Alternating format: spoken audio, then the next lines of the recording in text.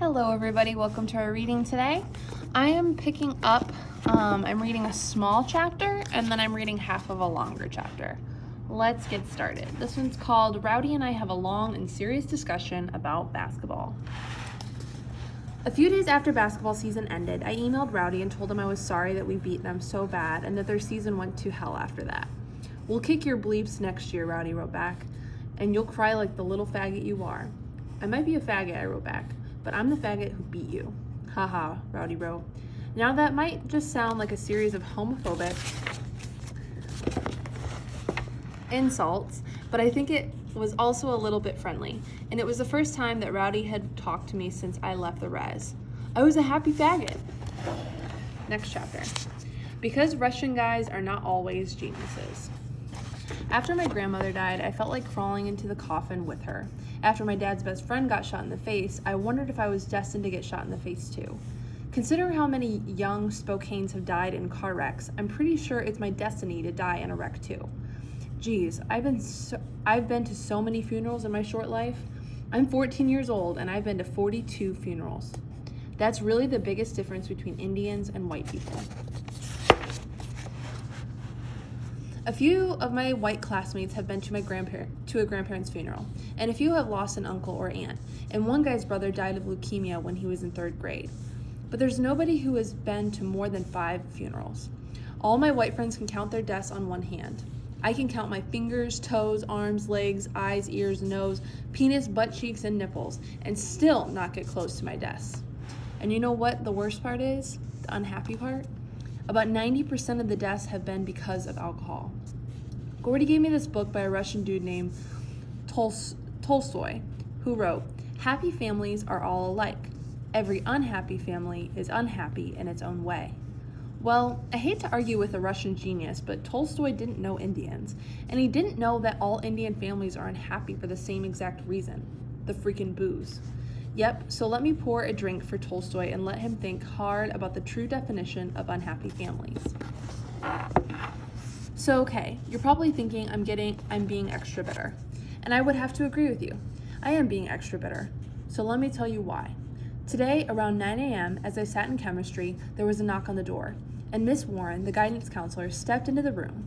Dr. Noble, the chemistry teacher, hates being interrupted. So he gave the old stink eye to Miss Warren. "Can I help you, Miss Warren?" Dr. Noble asked, except he made it sound like an insult. "Yes," she said. "May I speak to Arnold in private?" "Can this wait? We are going to have a quiz in a few moments." "I need to speak with him now, please." "Fine.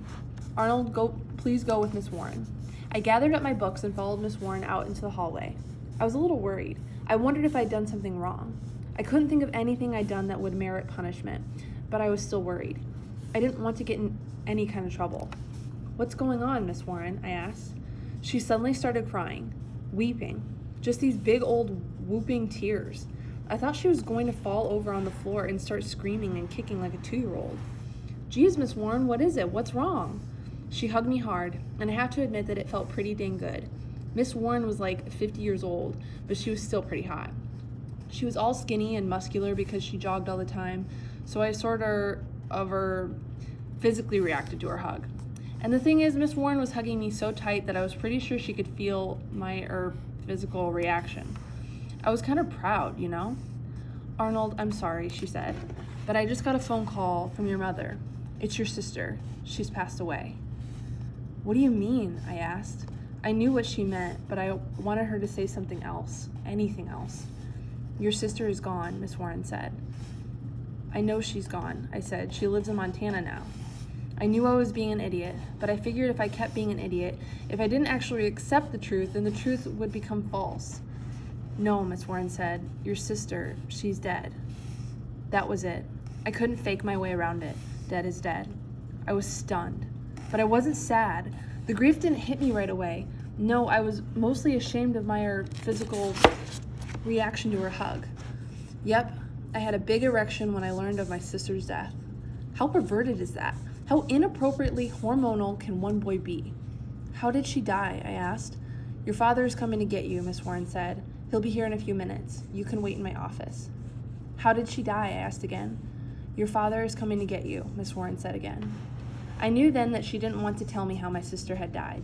I figured it must have been an awful death. Was she murdered? I asked. Your father is coming. Man, Miss Warren was a lame counselor. She didn't know what to say to me. But then again, I couldn't really blame her. She'd never counseled a student whose sibling had just died. Was my sister murdered? I asked. Please, Miss Warren said, you need to talk to your father. She looked so sad that I let it go. Well, I mostly let it go. I certainly didn't want to wait in her office. The guidance office was filled with self-help books and inspirational posters and SAT test books and college brochures and scholarship applications, and I knew that none of that, absolutely none of it, meant bleep. I knew I'd probably tear her office apart if I had to wait there. Miss Warren, I said, I want to wait outside. But it's snowing, she said. Well, that would make it perfect then, wouldn't it? I said. It was a rhetorical question, meaning there wasn't supposed to be an answer, right? But poor Miss Warren, she answered my rhetorical question. No, I don't think it's a good idea to wait in the snow, she said. You're very vulnerable right now.